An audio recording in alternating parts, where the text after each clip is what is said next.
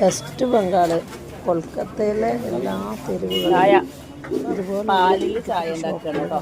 ചെറിയ കടയാണ്. വെള്ളം ചേർത്തില്ല, ഓൺലി മിൽക്ക്.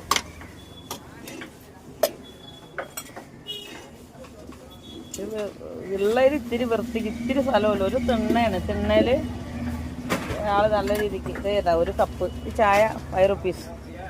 നല്ല നീറ്റായിട്ട് ഒരു പ്രാവശ്യം ഉപയോഗിക്കുന്ന മൺകപ്പേ ഉള്ളൂ. അത് തൂക്കി അങ്ങോട്ട് കളയും.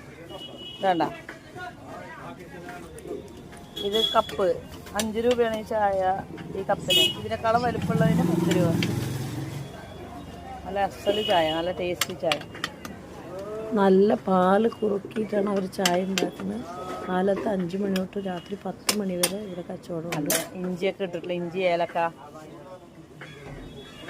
നല്ല പാല് കുറുക്കിയിട്ട് എന്താ, പാല് നല്ല കാച്ചിട്ട് നല്ല കുറുക്കിയിട്ട് അതിനാണ് ഇതിൽ ചായ ഉണ്ടാക്കുന്നത്. വെള്ളം ചേർത്താത്ത നല്ല ചായ.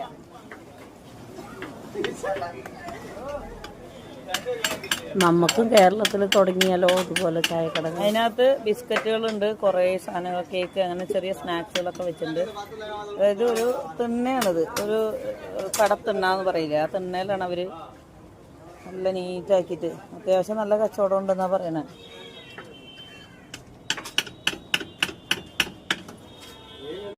ഈ കപ്പ് നമ്മുടെ ഇതില്ല, അതിന് 1 രൂപയാണ് ഈ കപ്പിന്.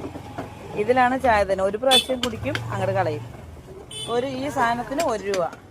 ഇവർ മൊത്തമായിട്ട് മേടിക്കണോണ്ടോ അങ്ങനെ വില കുറവിൽ കിട്ടണേ.